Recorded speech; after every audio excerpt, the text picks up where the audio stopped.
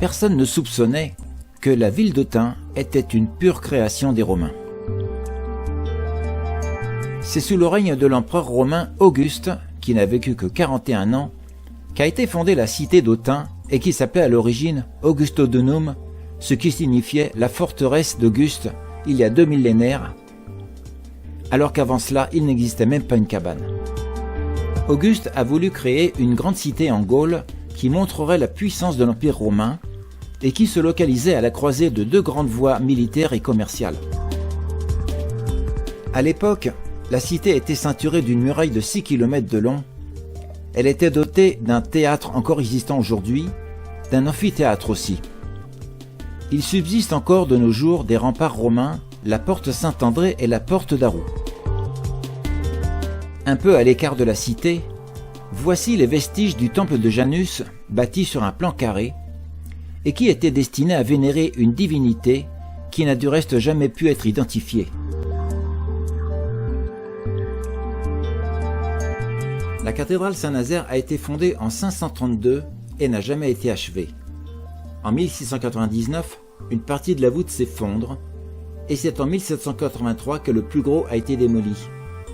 Aujourd'hui, il ne subsiste que le porche et la première travée occidentale du collatéral sud.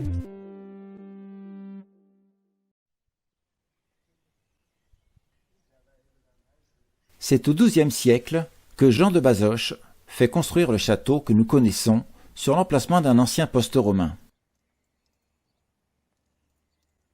Au cours de l'histoire, son plus célèbre propriétaire fut l'architecte des citadelles Vauban, qui avait le titre de maréchal. Il l'a acheté en 1675 et avait un attachement particulier à cet édifice puisqu'il avait appartenu à ses aïeux maternels. L'église Notre-Dame de Saint-Père dans l'Yonne fut débutée en 1240 selon l'architecte Viollet-le-Duc. La vision du porche de cette église est saisissante, tant par son charme que par son exubérance. L'archivolte du portail du Nortex l'est tout autant par ses bandeaux ornementés de sculptures.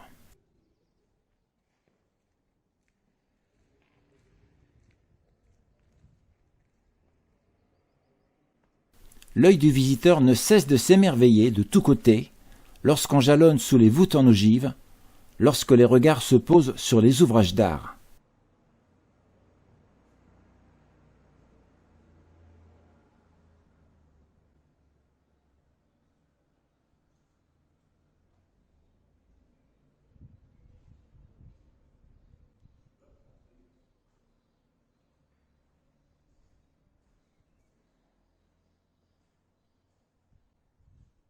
Ce tombeau médiéval attire l'attention par son ancienneté, mais surtout par son emplacement inhabituel, puisqu'on les voit parfois à l'intérieur des cathédrales et basiliques, et le plus souvent dans des cryptes.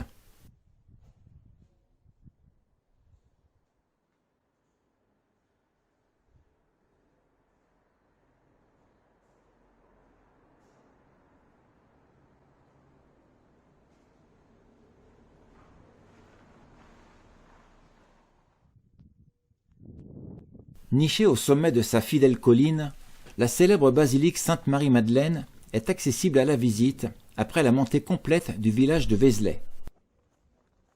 Cette visite bien méritée vaut le détour car le lieu est sacré et le monument est remarquable. L'édifice construit entre 1120 et 1150 est l'illustration majeure de l'art roman, avec en particulier l'image saisissante de cette façade au design atypique et aussi avec le tympan intérieur agrémenté de corniches rampantes et d'un fronton. L'intérieur de cette ancienne abbatiale nous réserve une belle surprise. Il suffit de franchir le sublime tympan intérieur pour découvrir une ambiance byzantine au travers de ce concept maçonné de la nef, des voûtes et des arcades, avec cette pose de pierre intermittente de 2 couleurs différentes, et de la même façon que cela fut réalisé à la grande mosquée de Cordoue en Andalousie, il y a un millénaire.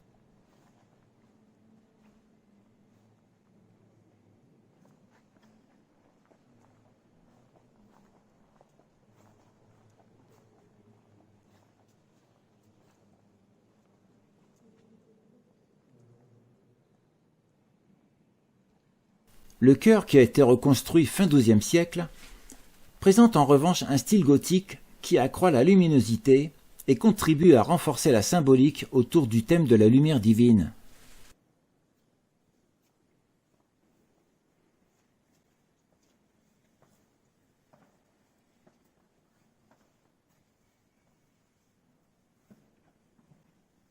Des siècles plus tard, l'architecte des grands projets Viollet-le-Duc est passé par là et a laissé la trace de son génie par la rénovation de l'édifice à partir de 1840.